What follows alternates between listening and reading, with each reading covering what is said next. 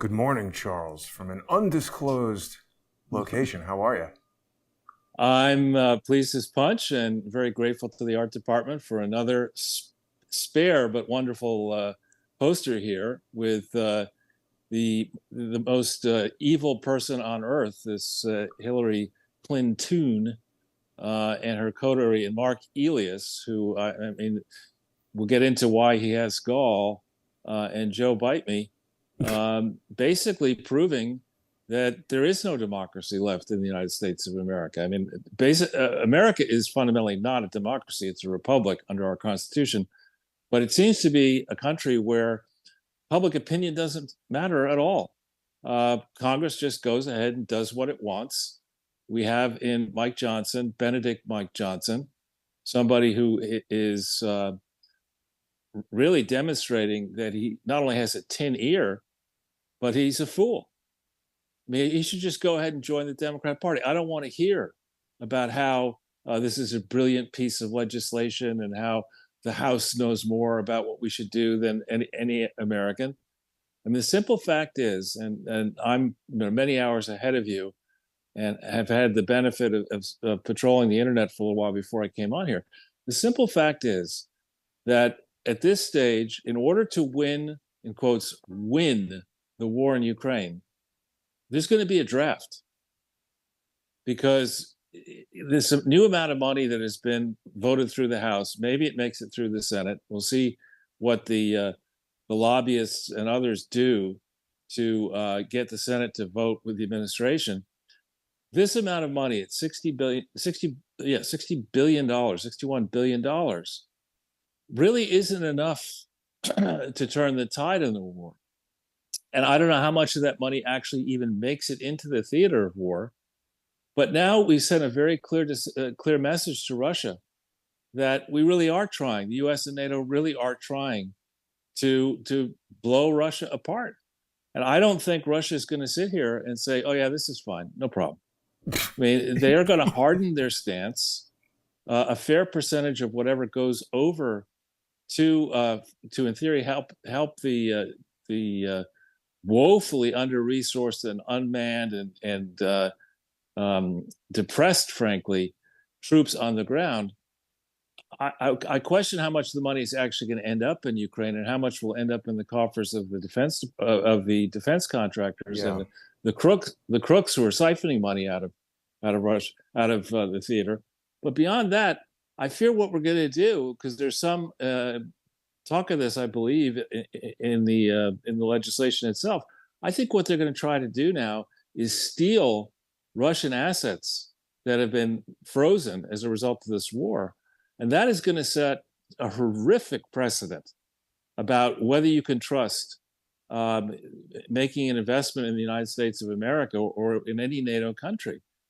The fact that we would countenance the lawless seizure of Russian assets to use and then sale of those assets, which will take time actually to implement, and will be subject to legal challenges in many locations where it's attempted, is just going to, it may even signal the death knell of confidence in the US dollar. So there's a lot of talk about how Donald Trump will destroy democracy. We need to defend democracy by reelecting this crooked meathead.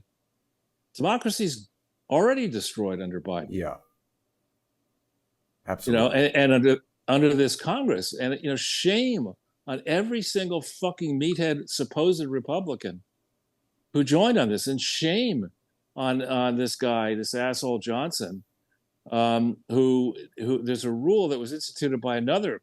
I don't know that Johnson's crooked, but a crooked Speaker of the House had to resign, Dennis Hastert, deviant. There was a rule called the Hastert rule, that the Speaker wouldn't advance any legislation unless it had a majority of the Republican conference behind it, and this legislation does not. So again, I mean, it's funny, Jason. You and I have been down to Washington D.C. numerous times. And yes, it's fun to walk in the halls of Congress. And yes, it's fun to talk to people on the staff. And yes, it's amusing to consider that the United States is the capital of globalism or of global activity. But it does nothing. Fuck Washington, D.C. I'm sick and fucking tired of these assholes. The lobbyists are too powerful. The lobbyists and fat cats absolutely do not have the best interest of the United States at heart. And you watch what happens when the penny drops. There's talk already in Europe that the Europeans are beginning to understand they will have to have a draft in various countries in Europe. And the significant ones, Germany is a big economy, or was a big economy, but it doesn't have a lot of thankfully, a lot of military experience. The two countries in NATO that have actually contributed the most to unfortunately, these various military conflicts we've been enmeshed in since after 2001, particularly, are the U.S. and the U.K. Overnight, or within the last 24 hours, the only remaining manufacturing facility in the United Kingdom that produced artillery shell and weapons blew up. One of our facilities in America blew up. The stocks of ammunition are low. The stocks of fuel that are going to be needed here to fuel all these various military vehicles and airplanes and other things, those are low. Oil prices are soaring. Our economies are teetering. Interest rates are rising. This is fucking suicide. And the Democrats are gloating. Schumer, who's an evil piece of shit, is waving Ukrainian flags, Charles. Right. I mean, I don't want to see a Ukrainian flag. I mean, I don't know what New York City will be like when I get back in a while, but it is, our idiot waxhead mayor was bragging recently that New York City is the what's the capital of Haiti? The Port-au-Prince. Yeah. I mean, you got to brag about that. I mean, New York City is an anarchy. It's a crooked and corrupt anarchy. How many politicians are on the take in that city and state? Washington, D.C. is an anarchy. Most Democratic-controlled cities are anarchies. And the Chinese, Peter Schweitzer has a report out, and I say this without evidence, but he supposedly has evidence that the Chinese are behind the fentanyl explosion, which stands to reason, given the long history of the U.S., America, and England pumping opium into China over many decades, even more than a century, to keep their people down and out. That's what's happening in our country. We have a massive drug problem. We are the largest market for illicit substances in the world, and none of these fucking idiots in Congress have the muscle to stand up and do anything. If we want to have a war with any country, we should take down the government of Mexico, which is controlled by the narcotics cartels. That's a war I could get behind. But to fuck around now with a losing hand that cannot be fixed by a pittance of $61 billion in the absence of putting in real troops, trained troops. And we don't have troops anymore. We've got woke nutcases running around to the extent they report for duty. Our recruitment levels in our all-volunteer army, all-volunteer military are down. The morale is down. We have too many bureaucrats pushing DIA and other crazy initiatives in a fighting machine. And we can't do anything about the fact that our supply lines to support military activities in Ukraine are many, many times longer than the supply lines from Russia into Ukraine. We can't change the fact that we're not really fighting. It's not as if the United States faces yet present danger inside our borders from this conflict. Russia is fielding incoming missile strikes from Ukraine, courtesy of NATO and the United States in particular. They're not going to, if the shoe were on the other foot, if Russia were fighting, we were fighting in, let's say, because I don't think we do this, let's say the eastern portion of Canada wanted to secede from Canada and was backed by Russia and other people. We were having missiles raining down on Albany and Boston, Detroit, and and Detroit. I don't think we'd sit there and say, "Oh, okay, Russia, that's fine." We'd flatten fucking Russia, right? They've been too. I mean, you've said it before, Charles. Putin. I could see Russian patriots and certainly war hawks saying, "Putin, what the hell are you waiting for? You need to do something." Well, yeah, and I think this is a masterclass in corruption. People say, there's no quid pro Joe. in this whole history. Bullshit. The prime beneficiary of the Biden presidency is the CCP and the PLA and the insiders in China. That is the prime beneficiary. We are fiddling while Rome burns. We are now we have under Joe. He has fomented racial discord in this country on a daily basis. He does this, and I mean, I must be missing something because last time I looked at the numbers, 13% of the United States of America was black, and it's not monolithically in favor of Joe Biden. There are reports recently in Chicago, which is basically another basket case, another place I never want to go to again, of MAGA hat wearing blacks shouting down the mayor. I mean, Jesse Smollett better wash out. right? No, I mean, because it is so patronizing and so wrong what these Democrats are doing, and they show up. Remember back during the riots under Trump, they would wear that kente cloth. Schumer and others would wear those kente cloth scarves. Kente cloth is beautiful. I bought some 50 years ago, roughly, in Ghana, but it was in effect a currency used by slave traders. There's nothing, fine and glorious about wearing fucking kente cloth, or if you're black, using a Swahili name. Swahili is a language that was created to facilitate across the African continent the trading of slaves by principally Islamic slave traders. And slavery, for those of us who want to get into the history a little bit and the subject of reparation, slavery predated the formation of America by millennia. It wasn't a white man's concept. It wasn't an American or a British concept. 10% of the United Kingdom in 1086 AD were slaves in 1086. And to help people who are not good with math, that is roughly 400 years before Columbus landed on the shores of the Caribbean. So, I mean, to go and ignite this racial calculus, this DEI bullshit, has not worked in America. Thank goodness it was the Supreme Court struck it down. This race-based prejudice in college admissions.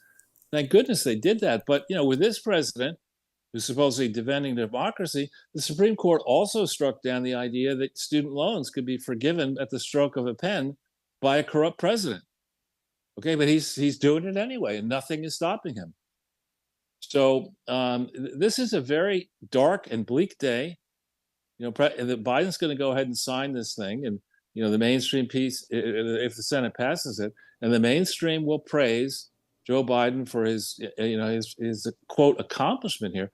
This is a man who is taking a knife and putting it in a series of knives and putting it into the back of every American, especially Black and minority Americans, because this racial hatred, this division, this this gutting of neighborhoods, taking California by raising the minimum wage to $20 an hour, which is insanity. And it is the minimum wage was never meant to be a wage upon which a family or a couple might raise its children. It was meant to be a starter wage for students, so it's lower than the normal wage, so that businesses would take the big risk of employing students in the summer and on breaks. To raise it to $20 an hour is another piece of stupidity. Now, all that is going to happen now, you're going to see more and more chains. Automation. You're going to see automation. You're going to see chains going bankrupt. You're going to see jobs for people with low skills being pulled. You're going to see rising crime across, and particularly this coming summer. I mean, who's going to employ a Ute in California at $20 an hour? I certainly wouldn't. Well, who's going to go to McDonald's if it's $25 for lunch? You might as well. It's already there, Jason. I mean, I'm not going to say where I am exactly, but I'm in a place that what? This is a video of an automated McDonald's. Look at this. We know they've had these ATMs for a while, but you're absolutely right, Charles, because this is happening now at a time that Tesla is talking about robots. Just the other day, Boston Dynamics introduced its next generation robot. They already had robots that could do construction work and parkour. It's no longer just about an ATM where you place your order and a human hands you the food. Every single thing these workers do is going to be replaced. And I mean, you're right. It's going to lead to idle hands. We already see there was some sort of a booze cruise became a bruise cruise in Brooklyn last night. People were shot and stabbed and all this kind of stuff. Right. And, I'm not going to say which country I'm in Southeast Asia, because there are many of them. I'm in a place where one of the most remarkable differences between America and this place is the spirit of can do is everywhere. In New York City and in America, as a child growing up in the 60s, a young child growing up in the 60s, I was, everything seemed to be possible. If you went into a store, and maybe it was the forceful personality of my mother, anything you wanted to do within reason, the store was happy to do for you, and same with the restaurant. They were there to try to please, to serve customers. That spirit is destroyed in America. We now are subjects of crooked fuckwads who are stupid. I mean, this Mike Johnson is a stupid fucking fool to do what he did, to run roughshod over decades of history, and push this crazy ass project under the leadership of a military and a president that are completely out to lunch. I mean, there was an ad that I saw, I think I sent it to you, Jason, where some idiot steel worker, black steel worker, gives a pitch for Joe Biden, arguing that he's met Joe Biden and Joe Biden is sharp as a tack. And also on my feed through Free Republic and elsewhere, there are numerous clips of this guy. This president belongs in a home, in a hospice. His mind, as Trump said 4 years ago, is shot. S-H-A-T. It is completely shot. I mean, this is obvious pandering, right? Someone said, there are polls that show that black voters are trending towards Trump. Let's get a working class black guy to be in a commercial and say Joe Biden is great. It's such a knee-jerk reaction. I mean, Joe Biden is just not only the worst president ever, he's one of the worst people I've ever looked at on television. Right. Again, it's just this we know best attitude that's pervasive across what remains of mainstream media. That the anchors know best. That the hoi polloi, the public just can't be trusted with the truth. We're gonna run things. We're gonna decide what you see, what you read, what you eat, what kind of medical protocols you follow, because we know best. It's just rubbish. That is not the premise under which the founders adopted the Constitution. We did not pass a regulation or law that said suddenly our elected representatives don't have to follow the Constitution, indeed can shred it.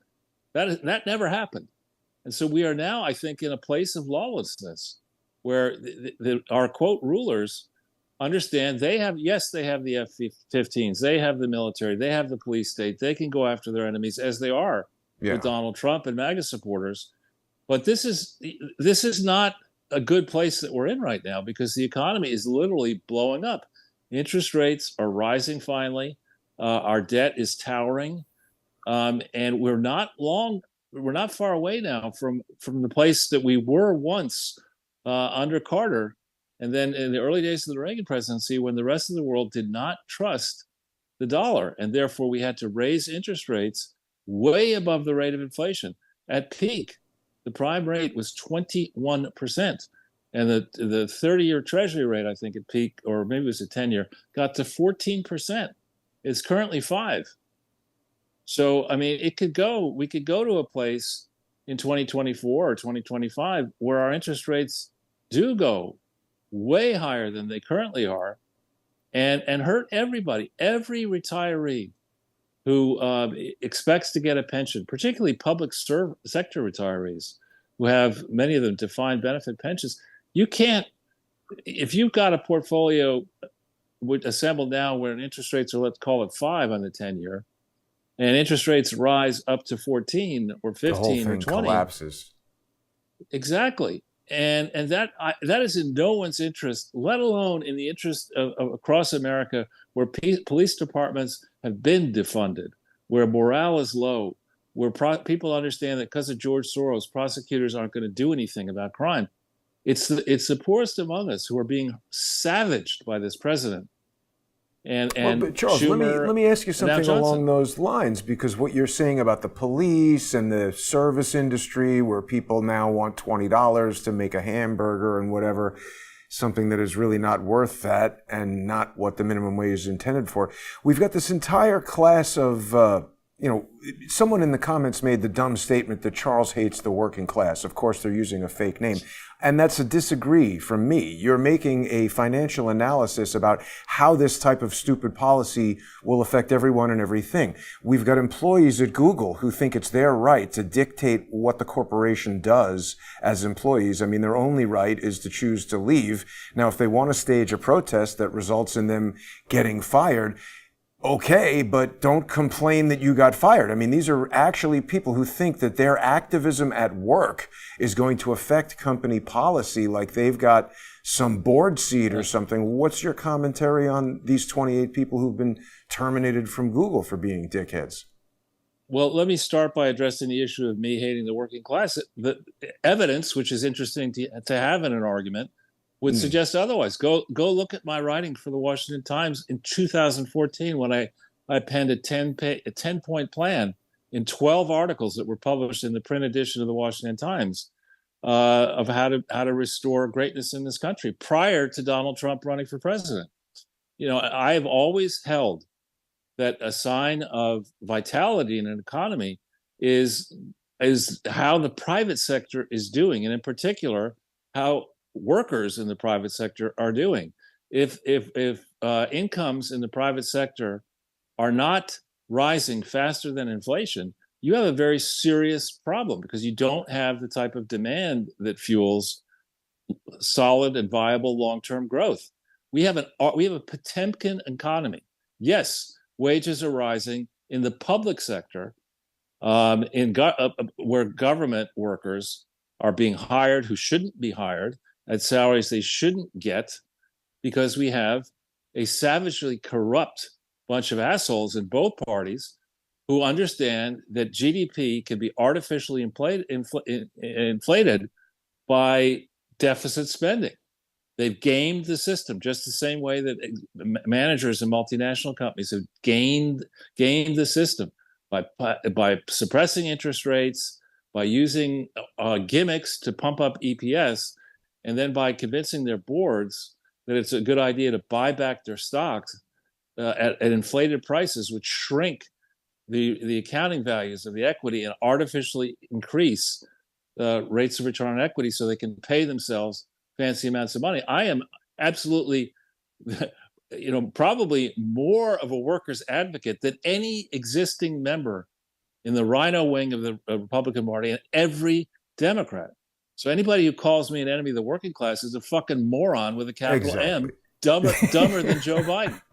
I blocked that person, and I instructed them if they want to make stupid comments, they have to use their real name. Now, Charles, we have just a minute before we're going to make our way over to the First Amendment Forum. People who are watching right now can join us there by sponsoring the show on odyssey.com/@crowdsourcethetruth, crowdsourcethetruth.substack.com, or on subscribestar.com or patreon.com/crowdsourcethetruth. Before we go there, I just want to talk for a moment about our decision to call today's show Matchstick Woman. People are going to recall this very good movie with Nicolas Cage, who actually is an excellent actor, even though he's a friggin' weirdo. But Mark Elias we're going to talk about. We also need to talk a bit about, the obvious pun from the Matchstick is this guy Max Azzarello, who allegedly engaged in self-immolation. I've got this tweet here that 55,000 people have seen because I've been instructing everyone about the important difference between visual effects and special effects. Visual effects involve specialty photography with green screen and computer imagery and stuff like that.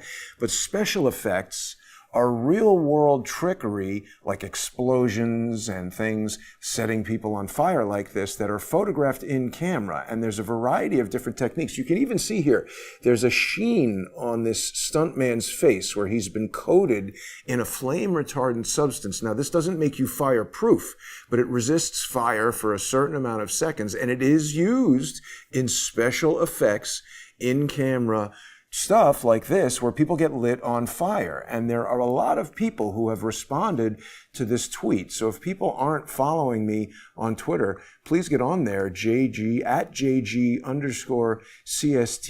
People can witness the epic cartoon trolling of Jackass to the Maxi, who's announced that he wants to purchase a gay bar in Washington, D.C. to get into blackmail.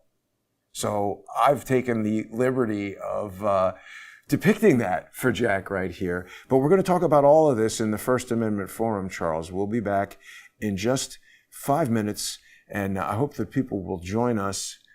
We'll see everybody over there. Thanks for tuning in.